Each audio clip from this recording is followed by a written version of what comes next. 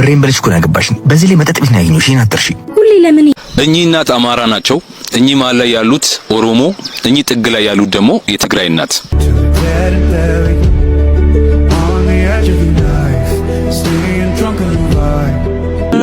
ሰውን ማወቅ መስፈርት ባይኖረው ጓደኝነት ግን መስፈርት ያስፈልገዋል። አንደኛው መስፈርት ደግሞ አንተ ምርጫቸው እንጂ አማራጭ ያላረጉ ሰዎች ናቸው። እግዚአብሔር ይስጥልኝ። በጣም ነው የማመሰግነው ፈጣሪ። ጫማን ስንት ነው የገዛኸው? 4000 ብር። ሱሪንስ? 2000 ብር። ቲሸርትና ጃኬትህንስ? ሁለቱን 6000 ብር። አጠቃላይ 12000 ብር።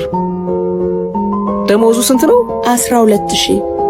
When this boy entered his house, he saw his wife sleeping in bed with her boyfriend. At that very moment, he took out his mobile phone from his pocket and started recording a video. After making the video, አንተ እኔ በየወሩ ደሞዝ ምከፍል እንደዚህ ተገትረ ፈዘን እንድትል መሰለህ? አይ እንደዛ አይደለም እኮ ትንሽ ስለምመች። ታዲያ እኔ ምን አገባኝ? ታዲያ ለምን ትመጣለህ? ያከሰውን እንጀራ ይስጣችሁ። ሁሉም ለጤና ነው። ለሰው ልጅ ጤናችሁ ይስጣችሁ።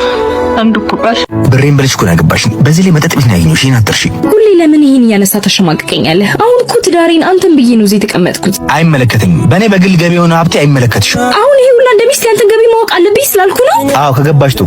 ከፍዬ እኮ ነው የማኖርሽ። የቤት ኪራይ አስቤዛ ምን ጎደለብሽ? ስለዚህ እኔ የምልሽን ብቻ ነው የምታደርጊው። ኧረ አንዳንዴ እንኳን ወደ ራስ ተመለስ። ቢያንስ የጋራ ልጅ አለን። እንዴት እኔን አላምን ብለህ ሙሉ ንብረትን በቤተሰብ ስም ታደርጋለህ? አለቃ ስራ ቦታ እኮ እንዳንገባ ከለከሉን። ማናቸው በገዛ ድርጅት የሚከለክሏችሁ? የድርጅቱ ባለቤት ተቀይሯል ነው የሚሉት። አንዴ ወንድሜን አገናኝ። ቅርብ ጊዜ ስለሆነ ስለጀመራችሁ ታላውቋችሁ ይሆናል። አለቃ የተግባባን አልመሰለኝም። ወንድም ሙሉ ድርጅት ውስጥ እኮ ካሮቶ ነው የሚሉት። ምን ሆነህ ነው? ወንድሜ ጠቅላላ ንብረት ሸጦ ከሀገር ወጣ። ወይ በጣም ያሳዝናል። በቃ እንደዚህ ነው የምትይው? እንዴት እንድል ነበር የጠበቅከው? ንገረኝ። ሚስቱ ልጁን አላምን ብሎ ንብረቱን ላሸሸ ሰው አብሬ ለቅሶ እንድቀመጥ ነው የፈለግከው? እሺ ምን ማድረግ ነበረብኝ? ቤተሰቦቼ፣ ጓደኞቼ ሁሉም ከመጠጥ ቤት ያገኘኋትን ሴት እንዳላምን ሲያስጠነቅቁኝ ናደኩት። ምን ማድረግ እንደነበረብህ በፊት ነበር ማስተዋል የነበረብህ። አምነኸኝማ ከኔ ልጅ ወልደሃል። በዚህ ሁኔታ ውስጥ ወዲህ ነው ጥላችሁ የምትሄዱት? እግራችን ወደ መራን ቢያንስ እንደ ሌባ ወደማንታይበት። እንዲህ ማጨክኝብኝ። ቢያንስ ልጅሽ አባት ነኝ፣ ባልሽ ነኝ። ይገርማል። ዛሬ ሚስትነቴን እንዴት ትዝ አለ? ለቤት አስቤዛ እንኳን ማታምነኝ አሁን ነው ሚስትነቴን ያስታወስከው? ለማንኛውም መልካም የመጽናናት ጊዜ ይሁንልህ። ልቤ ሰው ይወዳል፣ ወዲያው ይላመዳል። የቀረበኝ ሁሉ ወዳጅ ይመስለዋል። ይላመዳል፣ ሰው ያምናል፣ ይወዳል። ይሄ ልቤ ስልክ የት ነው? እኔ ጋ ነው ይመስለዋል። ማን ደውለልኝ? ማንም? ለጄሪ ደውለሽ ንገሪላት እስቲ። እንዴት ነሽ ጄሪ? በራስሽ ስልክ አትደውይም እንዴ? ሚጣ ባቢ አሞት ሆስፒታል ነው ያለው። ደውይላት ብሎኝ። ምን ሆነ? መተሽ አትጠይቂው? ትንሽ ስራ ይዤ ነው። ስጨርስ ጸጉሬን ተሰራርቼ እመጣለሁ። አሁን ትመጣለች። ጸጉሯን ሳትሰራ ሐኪም ቤት ለመምጣት ለምንድን ነው ጸጉሯን የምትሰራ? እሷ ናት ያለች። ጓደኞቼ መጥተው ነበር፣ አልመጡም። ቢዚ ናቸው። ለዛ ነው የሚሆነው። በዛ ላይ መታመሜን አልሰሙት። ማን ነው? ሲመች ጠፋ አይደል ይላል። ብሩክ ነው። አልሰሙም አላልኩሽም? አንተ ነህ እንጂ ወዳጃቸው እነሱ ጓደኞች አሉ። እንዴት? እውነተኛ ጓደኛ ከፊቱ ሲጠፋ ምን አጠፋ ይላል እንጂ ሲመቸው ጠፋ ይላል። ሲመቻቸው ብቻ የሚያገኙ ሰዎች እንደ ጓደኛቸው። ብዙ ሰው አውቃለሁ። ሰዎች የጓደኝነት መስፈርታቸው ምን እንደሆነ አላውቅም፣ ግን እኔ የቀረቡኝን መራቅ አልችልም። በሰው ማወቅ አንተን ከብቸኝነት አላዳነም። ብዙ ሰው የሚያውቅ ሰው ለራሱ ጊዜ የለውም። ሰውን ማወቅ መስፈርት ባይኖረው ጓደኝነት ግን መስፈርት ያስፈልገዋል። አንደኛው መስፈርት ደግሞ አንተ ምርጫቸው እንጂ አማራጭ ያላረጉ ሰዎች ናቸው።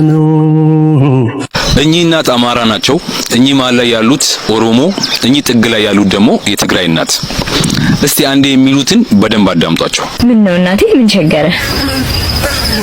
ምግብ ነው። የት እየሄዱ ነው? ተሰደድ። ለምን ነው እናት? ምን ልላ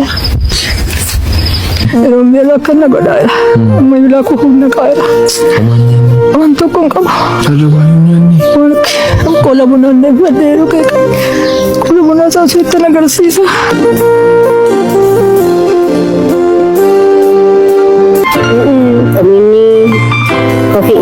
أزالي يا خندق أزالي يا خندق ولا عخني እንደሰማችሁት ሶስቱም እናቶቻችን ምን እያሉ ነው? ራበን እያሉ ነው። አሁን ያሳየዋችሁ ቪዲዮ የድሮ ቪዲዮ አይደለም፣ ከታሪክ አምጥቼ አይደለም ያሳየዋችሁ። አሁን እኔና እናንተ ባለንበት ዘመን ነው። እኚህ አሁን ያያችኋቸው የአማራ የኦሮሞና የትግራይ እናቶቻችን ራበን ያሉት። እንደምታዩት ሀገራችን ለምለም ነች። ተፈጥሮ ምንም የከለከላት ነገር የለም። በዚህ መንገድ ግን እናቶቻችን እንደዚህ የተራቡት እኛ ከሰው ልጅ ይልቅ ዘራችንን ስላስቀደምን ነው። ይሄውል በደንብ አዳምጠኝ። የአማራ እናት እንደዚህ ራበኝ እያለች አንተ አማራ ነኝ የእንትና ዘር ነኝ ብለህ የምትኩራራበት ምንም ምክንያት የለም። አማራ ማለት አማራ ክልል ላይ ያለ ዛፍ አይደለም። አማራ ማለት አማራ ክልል ላይ ያለ ተራራ አይደለም። አማራ ማለት አማራ ክልል ላይ ያለ ወንዝ አይደለም።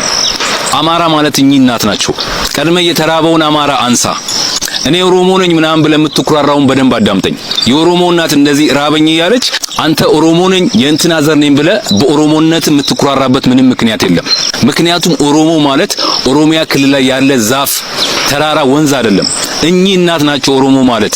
በኦሮሞነት ከመኩራራት በፊት ቀድመ ራበኝ ያሉትን እኚህን ምስኪን የኦሮሞ እናት ቀድመ አንሳ።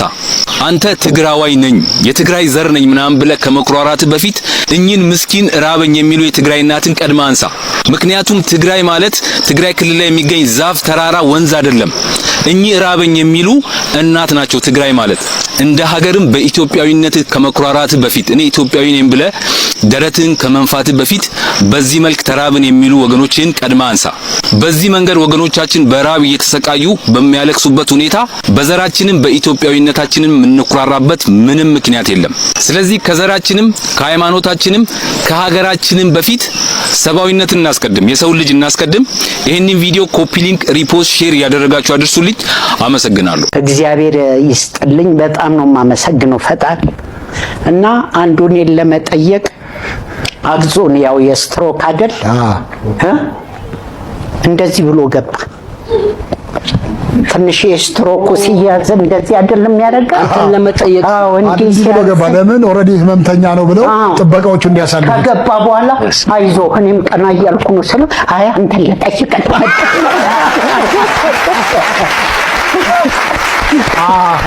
ብዙ ሰው ያው ስለማይገባ ስለነበረ ይሄ ሲስተም ነው የተጠቀመው። አንደኛው ሱፍ ነው ምንድነው ለብሶ እሱም ማርኩ እንደው ለሚዲያ ምን ከሆነ እኔ እንጃ። ገባና ቤት ሲመጣ ባለቤቴ ያው ብዙ ሚዲያ ላይ ሩቅ ነች መሰለኝ እንደኔ ቴሌቪዥኑ እንደሚሰራ እኔ እንጃ። እና አንዱ ሱፍ አርጎ መጣ። ዘፋኝ ነው ብላ አስገባቸው። ከገባ በኋላ እግሬ ላይ ወደቀ። ትንሽ በዚህኛው በኩል ያለው ይሸልል የለ እግሬ በሚሰማው በኩል ወደቀ አልኩ። አልገባኝማ ምንድነው ምናምን ስለው አይ እንዳንተው ነው የሚያመኝ አሳከመኝ አለ። ስለዚህ ለሱም እንግዲህ በቀጣይ ሕክምናውን እንዲያገኝ ቃል ገብቶ እኔም ቃል ገብቻለሁ። እኔም ህዝቡም እያሳከመኝ ስለሆነ እንጠራዋለን። ጨከን ብዬ ከኔ መድኃኒት ሰጠው ተየዳይ። ስለዚህ ያው ህዝቡ ያሳክመዋል። ችግር የለም።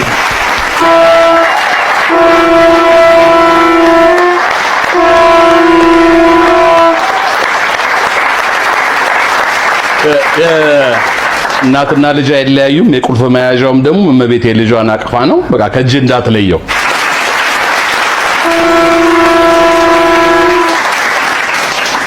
ማርቆስ እግዚአብሔር አምላክ የተመሰገነ ይሁን። እናንተ ደግሞ ሰብስክራይብ ማድረግ እንዳይረሳ። ቤተሰብ ስለሆናችሁ አመሰግናለሁ። አዲስ ለመጣችሁ እንኳን ደህና መጣችሁ ወደ ቤቴ። ሰብስክራይብ አድርጉ፣ በጣም ያስፈልገኛል። የዚህ ዓመት ትርፋችን ጥሩ ስለሆነ በድርጅታችን በኩል የሚረዱ ሰዎች ቁጥራቸው እንዲጨምር ለቦርዱ አሳውቂ። የዚህ አይነት 7 ህንጻ ነው አይደል ያለው ቦስ? የ40 ሚሊዮን ብር መኪና ለሚነዳ ባለ ሀብት 7 ህንጻ ምኑ ነው? ምን ለቤት መኪና 40 ሚሊዮን ብር? እሱ ነው እንደ የሚገርምህ። ለምሳሌ ባለፈው የለበሰውን ላሳየ። ሱፉ 400 ሺህ ብር፣ ጫማው 250 ሺህ ብር፣ ሰዓቱ 200 ሺህ ብር፣ የአንገት ሀብሉ ወደ 1 ሚሊዮን ይሆናል። ቆይ እንዴት አወቅ? እንዳንተ የሰራተኞቹ ሹፌር መሰልኩ እንዴ? እኔ እኮ የልጁ ሹፌር ነኝ። ቡጣ አንድ ባንድ ነው የሚነግረኝ። ቆይ ምን አለ ግን ለድሃ ቢሰጠው? ስንት የተራበ ሰው ባለበት ሀገር ውስጥ ይሄ ሁሉ ቅንጦት ምን ያደርጋል? ምንስ ቢያደርግ ሀብታም እኮ ነው። ዝም በል። ከክርስቶስ በላይ ሀብታም አለ? ግን ይችን ምድር በአንዲት ቀሚስ ነው ይኖራል። እኔ የምልህ እና እስኪ ጫማን ስንት ነው የገዛኸው?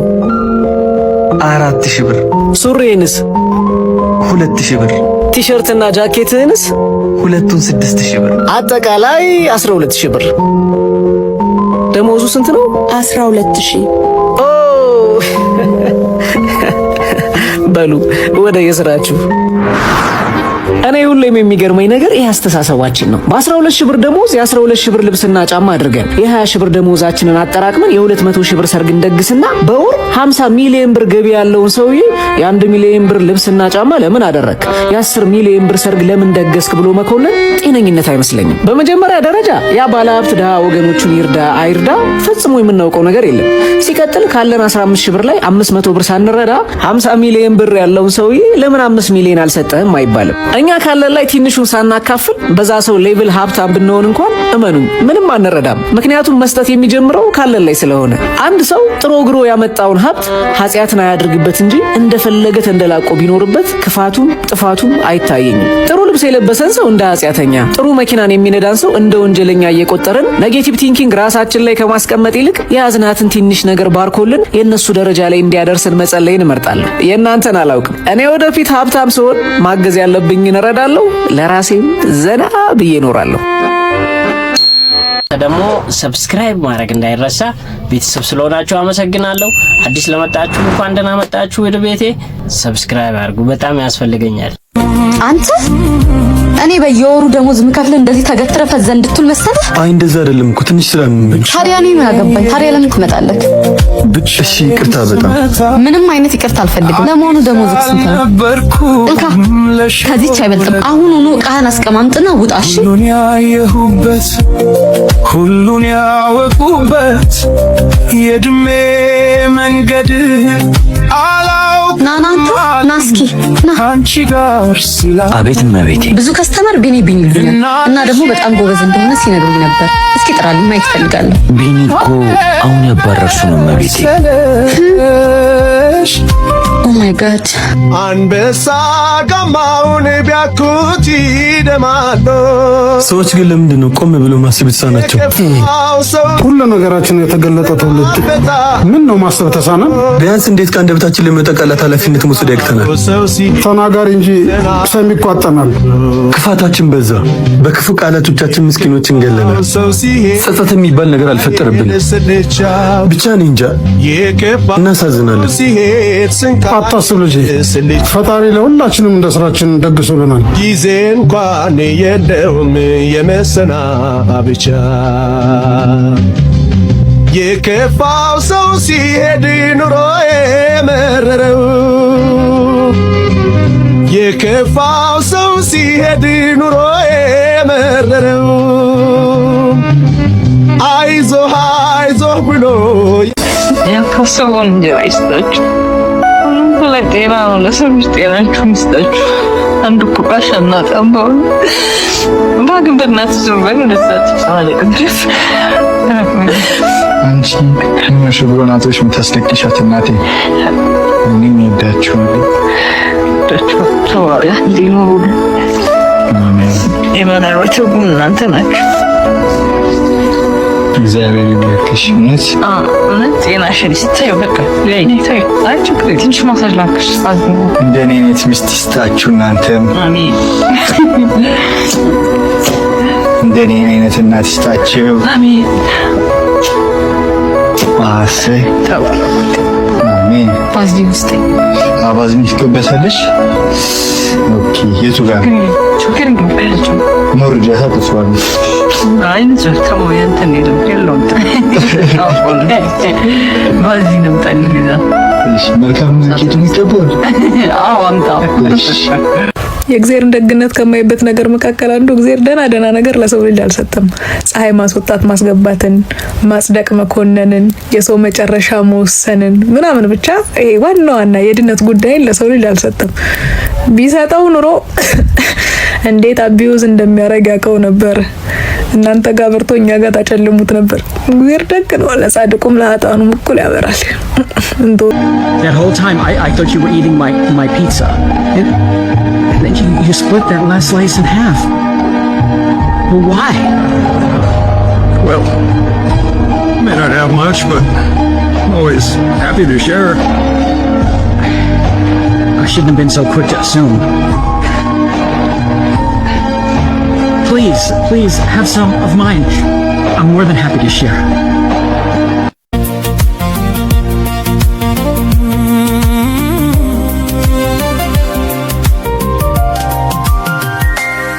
ብቻዬን የሄድኩ ብቻዬን ስመጣ አዲስ አልነበርኩም ለሾለ ጋሬጣ ሁሉን ያየሁበት ሁሉን ያወቁበት የእድሜ መንገድ አላውቅህም አለኝ ካንቺ ጋር ሲላመድ እናልሽ የኔ አለ ምን ሆነ መሰለሽ የእግሮችሽ ምልክት መንገዴን ላይ ሲቀር በኔው በኩል ሄዶ እና ከጌቸው ይደባደቡ ማን ያሸንፋል? እንደዚህ ብዬ የዛሬ አንተና ቶማስ ሂኖ ሴንሲቲቭ እንደሆነ እና የሱ ጉዳይ ብትጣሉ ማን ያሸንፋል ታስባለህ? እጂ እንደዚህ አድርጌ ነው ወደዛ ዝም ለምን አያርፍም? ግብሩ እንዳለፈባት ቃቢ በየጊዜው እየመጣ የምትንፋረቀው አንተ ደግሞ ምንድነው? ግራ ጋባህን እኮ እንካስኪ ወጣቶችን በስነ ልቦና በፊዚካል ብቁ አደርጋለሁ ብለህ ጂም ከፍተህ እየሰራህ አንተ በየሚዲያው እየመጣህ ትነፋረቃለህ። ምን ሆነ ነው እንዴ? ስፖርት እኮ ፊዚካሊ ሜንታሊም ነው ቢልድ የምታደርገው ራስህን። ሰው እንደዚህ ይሆንክ እንዴት ነው የምታሰለጥነው? ሰው ራሱ ግራ ገባኝ እኮ እኔ ጌታቸውን አላቆም ጨብጬው ምንም በቃ ግን በስፖርቱ ላይ ያመጣው ለውጥ የማይካድ ለውጥ አምጥቷል። አንተም የራስህ ተጽዕኖ አለክ። ግን ትመጣና ምንም በቃ እንዴ ምን ሆነ? ለተመልካቾች ለተከታዮች የምትሰጠው ፖድካስቶች እኮ የራሳቸውን ቢዝነስ ነው ሜክም ቢያደርጉብህ። ትወጣለህ እንዲበድሉኝ እንዲያርጉኝ ባለፈው ታረቃችሁ ሽማግሌ ገብቶ ድጋሚ ደግሞ ምን እንደተነሳብህ አናውቅም። የሆነማ ውስጥ ቁጭ ብላ አንዲ ነጠላ የቋጨችማ አስለፈልፈ ሴት አለች። እኔ በጣም ግራ እየገባኝ ስለሆነ በቃ በጣም ኢጎ ልክ አይደለም። ውሃ ጠጣ እስኪ። ኢጎ በጣም which is wrong በነገራችን ላይ ጌታቸው በቃ ስፖርተኛ ነው፣ አንተም ስፖርተኛ ነህ። ሜንታሊም ፊዚካሊም ነው ራሳችሁን ብቁ ማድረግ ያለባችሁ። እሱ አንድም ቀን እንደዚህ ወጥቶ ሲናገር እኔ ምንም አላቆም ጌታቸው ሲናገር ሰምቼ አላቆም። ግን አንተ የመጣት እንዲያርጉኝ ምናምን ኧረ ውሃ ጠጣ በስመ አብ።